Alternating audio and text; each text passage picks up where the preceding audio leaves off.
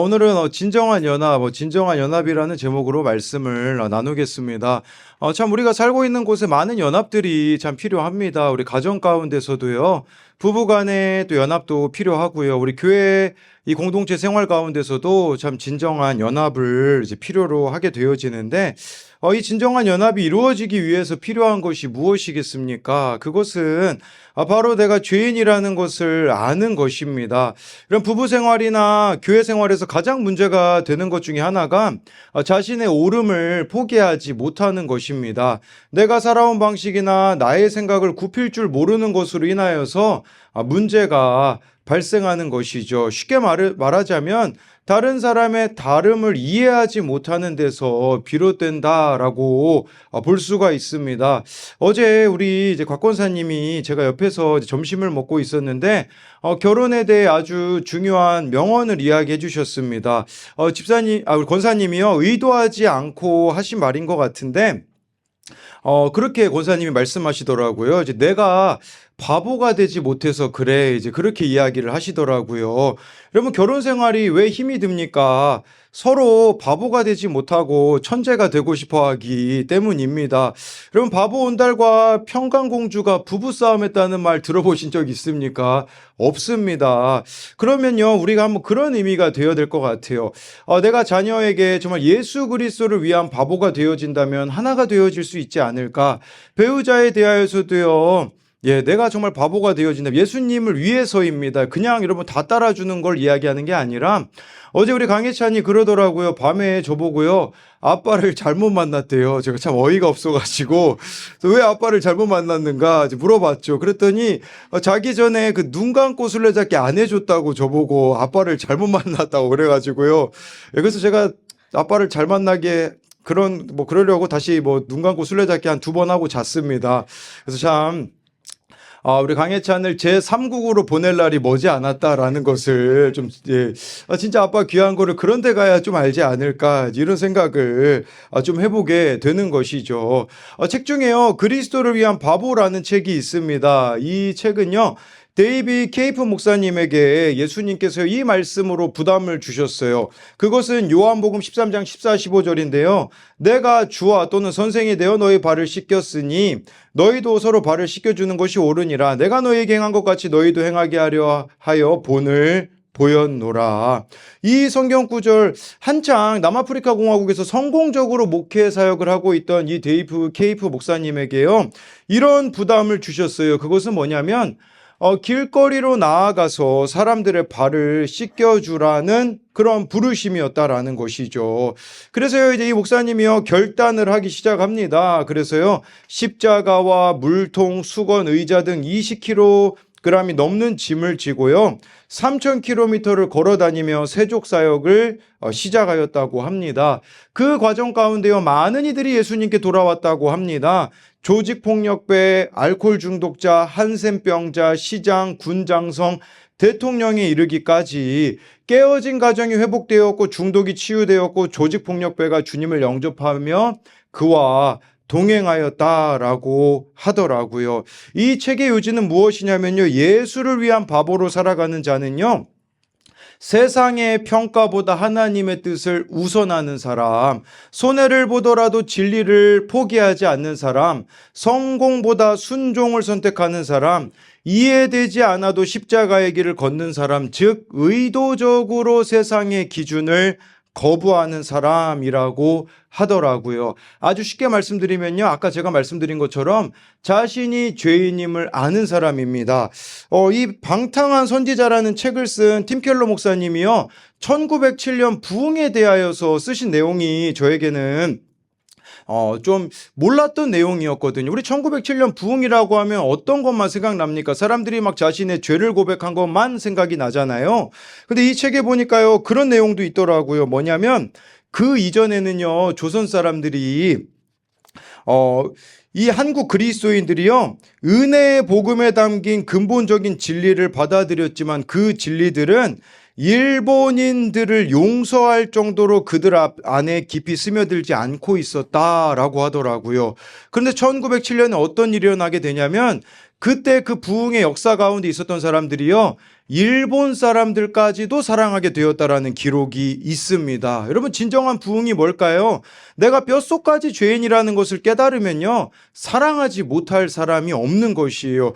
그 당시 여러분, 일본 사람 사랑할 수 있겠습니까? 1907년인데요. 사랑할 수 없죠. 그러나 진짜 부흥을 경험하였을 때 그들은 일본인들까지도 사랑하였다라는 기록이 있다라는 겁니다. 그러니 진정한 연합이 시작되기 위해서 우리들에게 필요한 것은 내가 죄인이라는 그 고백에서부터 시작이 된다라는 겁니다. 첫 번째로요, 진정한 연합을 이루려면 떠나야 할 곳에서 잘 떠나야 합니다. 우리 61절 말씀을 같이 읽어보겠습니다. 시작. 리브가가 일어나 여자 그 사람을 따라가니 그 종이 리브가를 데리고 가니라. 이삭과 리브가의 이 참 결혼이 이루어지기 위해서는요, 리브가가 일어나 살던 곳에서 떠나야 합니다. 우리로 말하면요, 살던 방식을 포기해야 된다는 의미도 될 수가 있습니다. 또한 세상 가치관에서 잘 떠나야 합니다. 이렇게 세상 가치관에서 떠나기 위해 우리들에게 필요한 것이 무엇이냐면 매일매일 하나님을 알아가는 것이라고 할 수가 있는 것입니다. 우리가 계속해서 살펴보고 있는 창세기 24장에는요, 하나님이 주어로 등장하지 않습니다. 그런데 여러분, 이게요, 하나님의 연합사역을 잘 보여주는 모습이 이 사람들을 통해 잘 나타나 있습니다. 여기 나와 있는 아브라함은요, 성부 하나님을, 이삭은 성자 예수님을, 엘리에셀은 모든 일을 이루게 하시는 성령 하나님을 예표하며 이 삼위일체 하나님이 각자 역할에 충실할 때에 참 결혼이, 진정한 연합이 이루어진다라는 것을 우리들에게 보여주고 있습니다.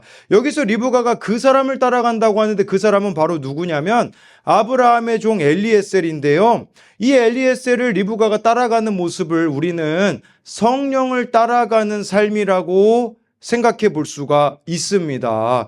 갈라디아서 5장 16절에는요, 이런 말씀이 있습니다. 내가 이르노니 너희는 성령을 따라 행하라. 그리하면 육체의 욕심을 이루지 아니하리라. 여러분, 그렇다면 우리가 성령을 따라서 행하지 않는다면, 성령님을 따라가지 않는다면 우리들의 삶은 어떻게 되어질까요? 욕심을 따라 살아갈 수밖에 없습니다. 어제 어느 청년이 이런 큐티 나눔을 해주었습니다. 지금 나에게 물고기 뱃속같이 절망적인 상황은 무엇이며 그것이 나의 구원을 위한 하나님의 완벽한 세팅임을 인정하나요? 나에게 절망적인 상황은 2주 전부터 매일매일 전화를 받을 때까지 전화를 거는 청소년 아이의 모습이다. 솔직히 힘든 마음이다. 정말 일하는 날에 쉬는 시간에 핸드폰을 보면 이틀 동안 하루에 12번의 부재중 전화가 찍혀 있었고 어제는 새벽에 전화가 찍혀 있었는데 감당할 수 없이 스트레스를 받았다. 여러분, 욕심을 따라가면 어떻게 성령을 따라 행하지 않으면 어떻게 되어질까요?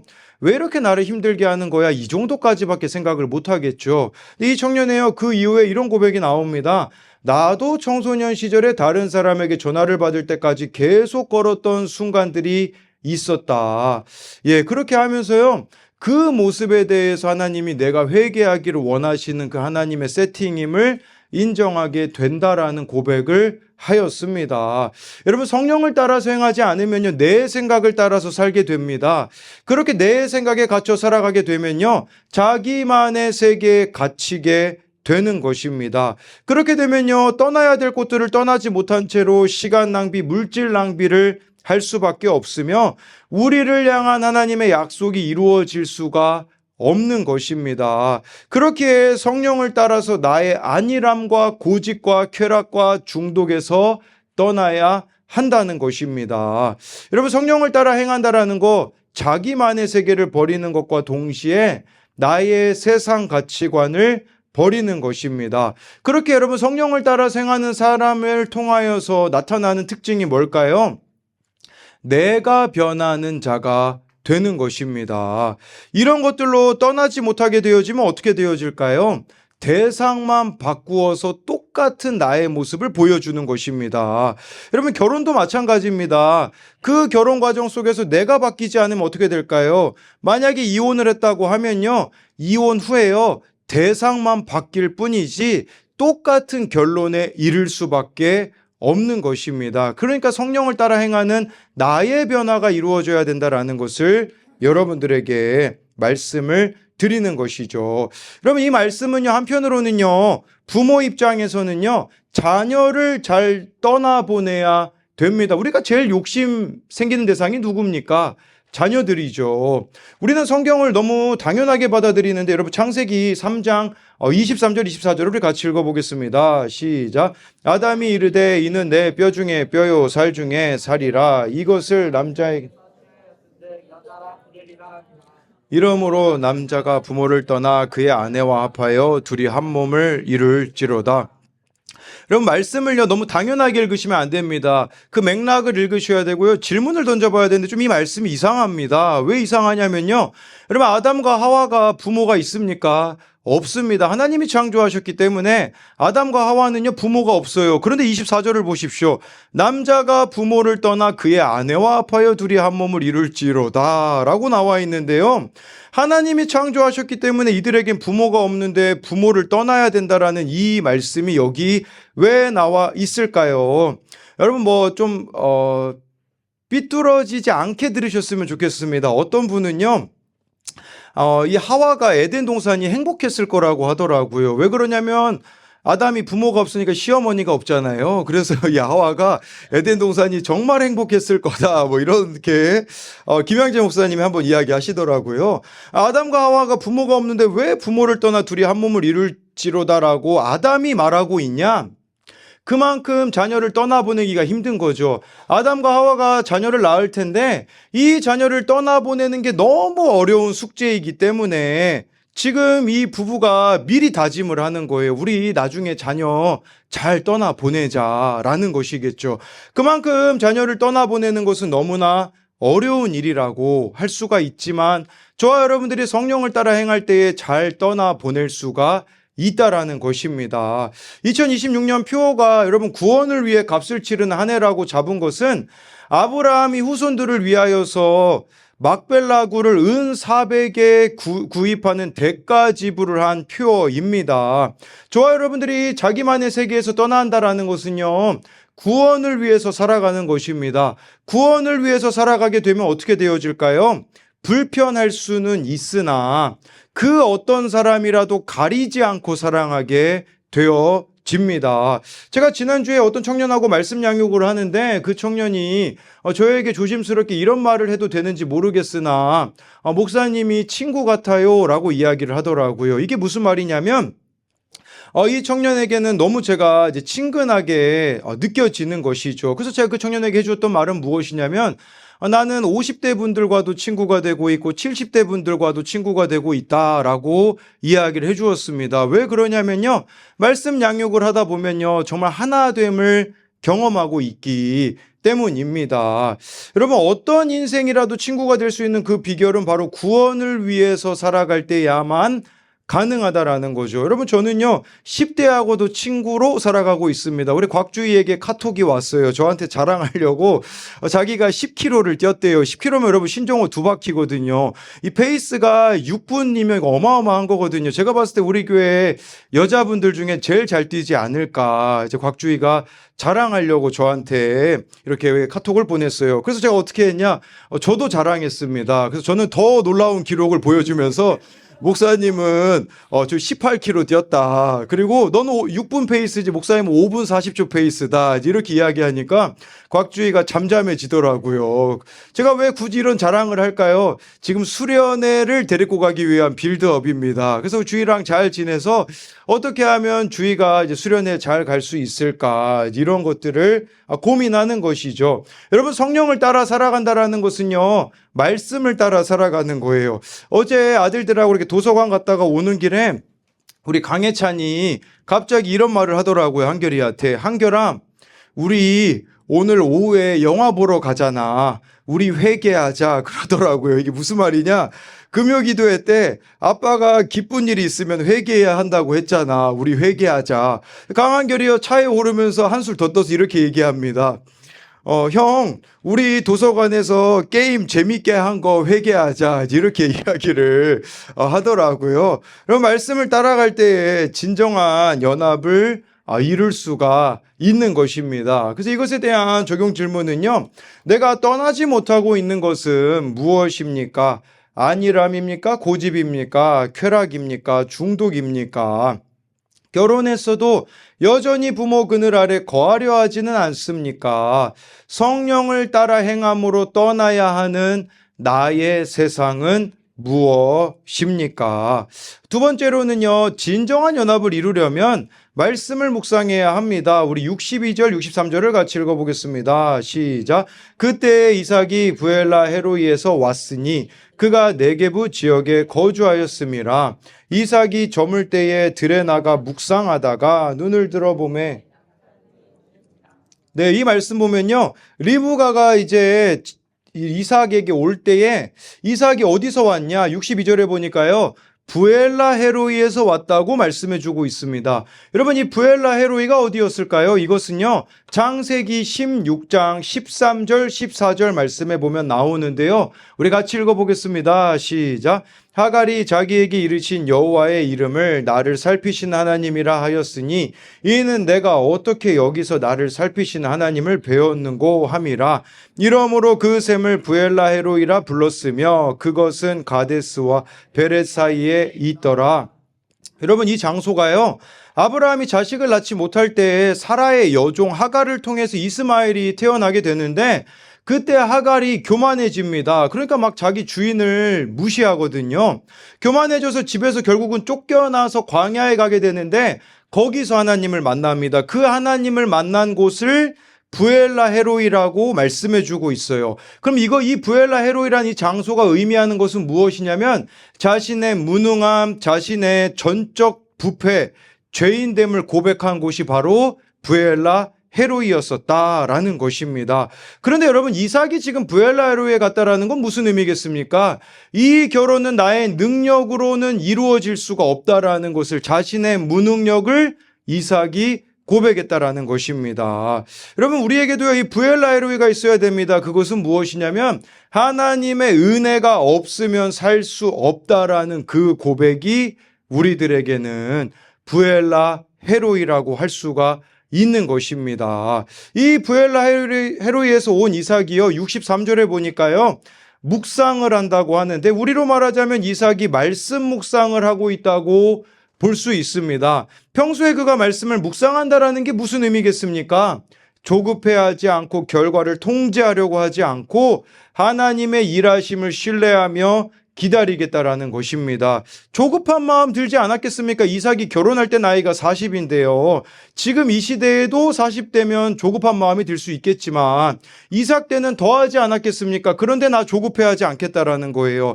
하나님의 뜻이라면 기다리겠다라는 것입니다. 여러분, 성경에 형통이라는 단어가 나오는데 우리가 생각하는 형통은 뭡니까? 잘 되는 거죠. 성공하는 거죠. 근데 여러분, 창세기 39장에 형통이란 단어가 2번이나 등장합니다.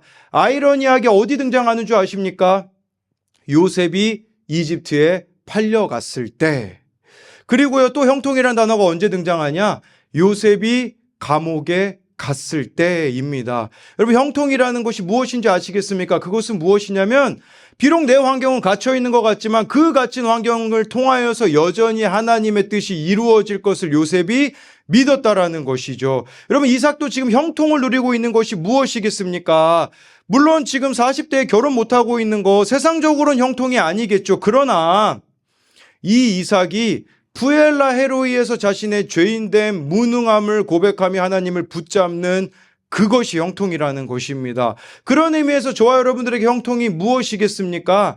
매일매일 말씀 없이는 살아갈 수 없는 삶이 되는 것 그 자체가 저와 여러분들에게는 형통이라고 할 수가 있는 것입니다. 여러분, 이 62절, 63절을 한마디로요, 이 말씀은 내 죄를 보는 말씀 묵상을 해야 된다라는 것입니다. 내 죄를 볼 줄 아는 사람은 그 누구와도 잘 지내고 잘 살아갈 수가 있는 것이에요. 그렇게 여러분 스스로가 말씀 묵상을 하셔야 되고 배우자도 자녀도 말씀 묵상을 할 수 있도록 해야 합니다. 여러분, 묵상은 명상하고는 다릅니다. 명상은요, 나를 비움으로 내가 내 삶의 주인이 되는 것이라고 한다면 하나님의 말씀을 묵상한다라는 것은 나를 비움으로 하나님이 내 삶의 주인이 되시도록 채우는 것입니다. 이렇게 하나님이 삶의 주인이 된 사람들끼리 하는 결혼이 신결혼, 그리고 그 사람들이 살아가는 가정이 신가정이 되는 것이라고 볼 수가 있습니다. 우리 64절, 65절을 계속해서 읽어보겠습니다. 시작. 리브가가 눈을 들어 이삭을 바라보고 낙타에서 내려 종에게 말하되 들에서 배회하다가 우리에게로 종이 이르되 이는 내 주인이니이다. 리브가가 너울을 가지고 자기의 얼굴을 가리더라. 네, 여러분 이 말씀의 64절에요. 리브가가 이제 이삭을 보고 낙타에서 내립니다. 고대 근동에서는요, 여자가 낙타나 나귀를 타다가 남자를 만나면 아래로 내려서는 게 관습이자 예의였다고 합니다. 그래서 65절에 보니까요, 리브가가 우리에게 마주오는 사람이 누구냐고 엘리에셀에게 물어보죠. 리브가가 결혼할 이삭이라고 할 그때 리브가는 너울을 가지고 자기의 얼굴을 가립니다. 이것이 의미하는 것은 순결한 처녀의 태도였다고 합니다. 아무도 가르쳐주지 않았는데 스스로 알아서 지혜롭게 처신하고 있는 리브가의 모습을 보십시오. 여러분, 이 엘리에셀이 성령을 의미한다고 했잖아요. 저와 여러분들이 날마다 성령을 따라 행하면 어떻게 되어질까요? 지혜롭게 되어집니다. 할 말과 하지 말아야 될 말을 분별하게 되어지고요.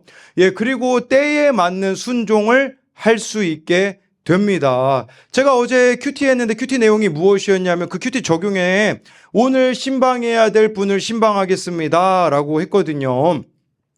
설교 준비를 한 오후 2시쯤에 끝내고서는 너무 피곤해서 집에 가서 쉴까 하다가 내가 적용하기로 한 거 지켜야지 해서 가서 한 분을 딱 신방하여 차를 딱 세우는데 이미 밖에 나와 계시더라고요. 이미 저를 맞이할 준비가 된 거죠.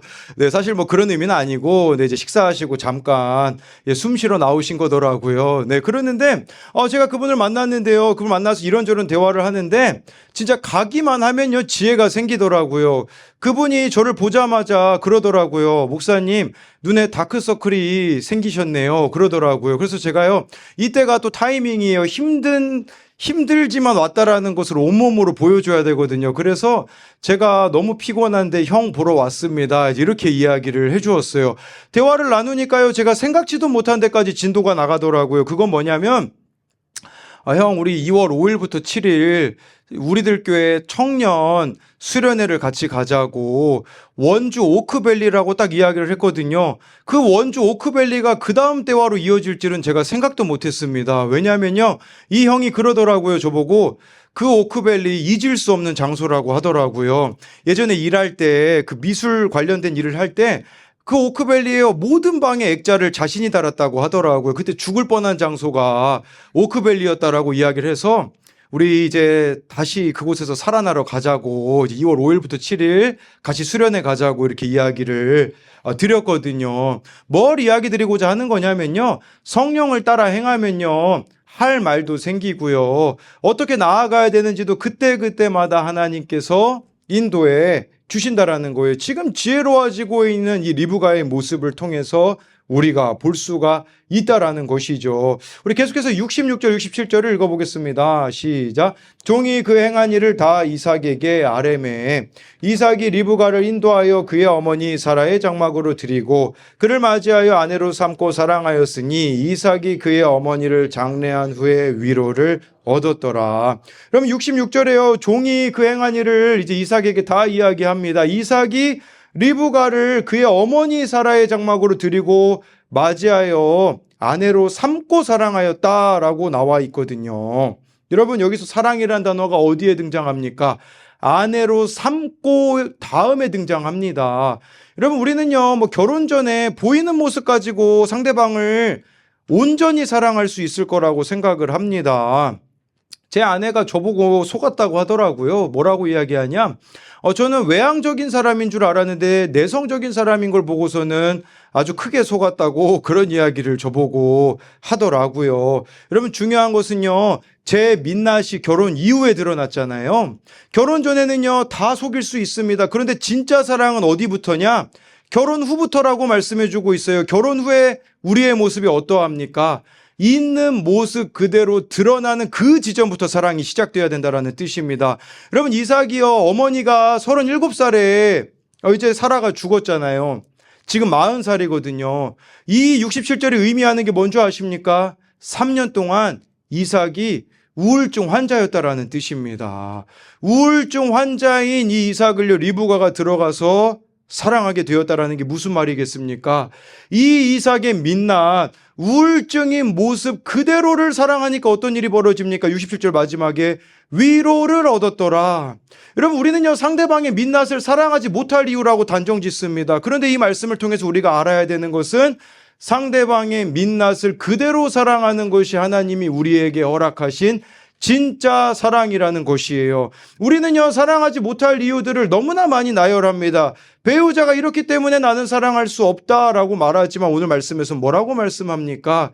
그것을 내가 사랑하는 것이 진짜 사랑이라고 말씀해 주는 것이 아니겠습니까? 리브가는 이 우울증 있는 이삭을 사랑해 주는 거. 여러분, 진짜 사랑은요, 나의 병든 모습을 들켰을 때 시작이 되는 것입니다. 그렇게 여러분, 이 결혼은요, 자기 죄를 보며 너도 나도 부족한 죄인이라는 것을 인정하며 가야 합니다. 나의 부족한 부분까지 드러내며 서로 발가벗고 만나는 것이 참 결혼입니다. 진정한 관계가 되면요, 벌거벗어도 부끄러워하지 않게 되는 것이죠. 그런데 여러분, 왜 여러분 가정 가운데, 이 교회 가운데 진정한 연합이 안 이루어지겠습니까? 그것은요, 내가 병들었다라는 것을 인정하지 않기 때문입니다. 나의 수치와 죄를 드러내기가 죽을 만큼 싫기 때문이라는 것입니다. 여러분, 우리 제가 1월 1일에요. 목욕탕 세미나가 있었습니다. 그래서 저희 같이 이제 청년들과 목욕탕을 같이 갔거든요. 여러분, 저 멤버들 어떻게 하나 되게 모아놓을 수 있겠습니까? 예수 그리스도 아니면 모일 수 없는 사람들이 다 모인 게 아니겠습니까? 근데 중요한 것은 무엇이냐면요. 우리 이 멤버들 한 명 한 명들을 사랑해 나갈 때에 이들이 저를 닮아가는 부분들이 있더라고요. 우리 태규가 요즘 큐티 지금 많이 성장했습니다. 우리 태규가요, 샛별 큐티인부터 시작해가지고요, 샛별 큐티인을 넘어서 지금 청소년용 큐티인까지 올라왔어요. 이번 달 지나가면요, 청년용까지 우리 태규가 올라올 건데, 저 나눔 제가 읽어봤는데 참 감동적이더라고요. 뭐냐면, 자기는 노래방 가가지고 100점 맞으면 되게 자랑스러웠대요. 그런데 금요기도에 찬양하는데 그 찬양은 제대로 들어보지 않는데요. 이태규가 회개한 내용이 뭐냐면, 그렇게 100점 맞듯이 이제 하나님께도 100점 맞겠대요. 우리 태규가 그 금요기도에 찬양 두세 번 들어보고 오겠다고 그렇게 이야기하는 모습이 저에게는 얼마나 큰 감동인지 모릅니다. 우리 장동규가요, 저에게 자랑하려고 사진을 보냈어요. 우리 이 멤버들하고 같이 자기가 인생 네컷 찍었다고. 원래 어울리지 않았던 사람들하고 어울리니 뭐 그것도 감동이죠. 사진 찍었어요, 푹 주무세요, 뭐 이렇게 이야기를 하더라고요. 이 말이요, 저한테 자랑하는 거죠. 목사님, 저 이렇게 했어요, 칭찬해 주세요. 그럼 제가 칭찬해 줘야 되잖아요. 저는 그 당근과 채찍을 같이 줍니다. 왜냐하면 동규가 당근만으로 되지 않는 인생이라는 걸 제가 알기 때문에 다음날 새벽에 일어나서 제가 이렇게 답장했습니다. 동규야, 나는 내가 태규, 진규, 현섭이랑 이렇게 시간 보내고 놀아준 것도 참 감사해. 근데 나는 내가 큐티하는 게 제일 기뻐. 이것도 같이 가길. 이 마지막, 여러분 카톡에 이 메시지 있으면 동규가 안 읽을 걸 알기 때문에 마지막은 키키키키키로 했습니다. 그래서 우리 동규가 이렇게 읽어가지고 뭐 답장이 왔더라고요. 제가 왜 동규에게 큐티하라고 하는 줄 아세요? 그것은요, 여러분 큐티 안 하면요, 이것은 일회용 만남밖에 안 돼요. 이 내가 상대방 수준으로 내려가는 거 한 번밖에 안 돼요. 근데 여러분, 우리가 매일 큐티하면 어떻게 되어질까요? 매일 상대방의 수준으로 내려가게 되어지는 것이에요. 매일 구원을 위해서 살아가게 되어지는 것입니다. 근데 저와 여러분들이요, 말씀 앞에 서지 않으면 어떻게 되는 줄 아세요? 하루부터 끝까지 나로 시작해서 나로 끝나게 되어지는 겁니다. 나밖에 모르고요, 내 자녀밖에 모르고요, 내 가족밖에 모르는 그런 이기심 속에서 요즘 우리 요나 묵상하고 있지 않습니까? 나밖에 모르는 거예요. 내 민족밖에 모르는 거예요. 하나님은요, 니느웨 사람에게 가라고 하시는데, 여러분, 니느웨 사람 그 14만 명 하나님은 회개하고 돌이키길 원하시는데, 요나의 눈에는요, 자기 민족밖에 안 보이는 거죠. 그러니까 요나에게 하나님이 왜 니느웨로 가라고 하겠습니까? 이제는 너희 민족만 좀 그만 봐라. 너희 가족만 좀 그만 보고 이제는 저 좌우를 분별하지 못하는 저 사람들에게 가야 되지 않겠느냐라고 하나님이 물으시는 것이죠. 여러분, 구원을 위해서 내가 살아가면요, 내 자녀는 알아서 책임져 주실 겁니다. 그렇기 때문에 저와 여러분들이 구원을 위해 우리들의 인생의 목적을 두며, 여러분, 우리가 이제 다음 한 해 구원을 위해 값을 치르기 위해서 필요한 게 뭔지 아십니까? 여러분, 이건 여러분들의 노력으로 하라는 말이 아니에요. 내가 날마다 말씀 앞에 서잖아요. 자연스럽게 생각나는 사람이 생길 겁니다. 그럼 그 사람에게 가가지고요, 사랑하면 되는 것이죠. 저는 우리 교회가 가능성이 있다고 생각하는 이유, 아니, 어제 저희 담임 목사님이 큐티를 올리셨더라고요. 이제 여러분들 피하실 수가 없습니다. 담임 목사님도 큐티 시작했는데, 아까 제가 지난번 이야기 드렸죠. 우리 구역장님들, 교사들, 담임 목사님이 큐티 안 하면 안 하셔도 되지만 담임 목사님이 하면 해야 됩니다 라고 이야기 드렸잖아요. 여러분, 이제 우리 모두가 다 말씀 앞에 서셨으면 좋겠어요. 제가 구역장님들 큐티 안 하실 것 같아가지고 좀 제가 제안사항도 만들어 왔거든요. 두 가지 중에 하나 선택하시면 됩니다. 하나는 일주일에 2번 큐티 나눔 하시든지, 아니면 제가 구역장용 이제 안 만들 겁니다. 이 둘 중에 하나 선택하시면 돼요. 이제 구역 모임 여러분들이 말씀, 제가 설교한 말씀 듣고 알아서 하시든지, 이 모임 나누시든지. 여러분, 제가 또 우리 예시로 보여줬잖아요. 우리 태규가 하는데 여러분 핑계 대지 못할 사람 누가 있겠습니까? 우리 태규도 지금 청소년용 큐티인으로 하고 있는데 핑계 대지 못할 사람 아무도 없습니다. 네, 한번 핑계 대보세요. 네.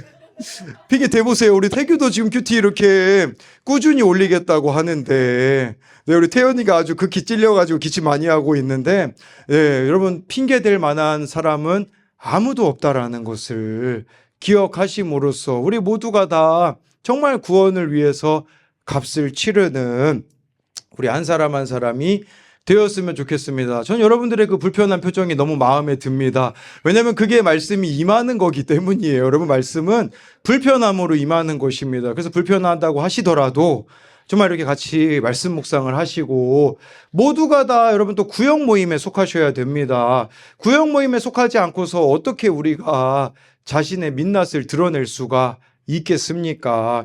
이것에 대한 적용 질문은요, 홀로 하나님과 교제하는 시간이 매일의 삶 가운데 있습니까? 아니면 주일 예배만 드리면 내 할 일 다 했다고 여기지 않습니까?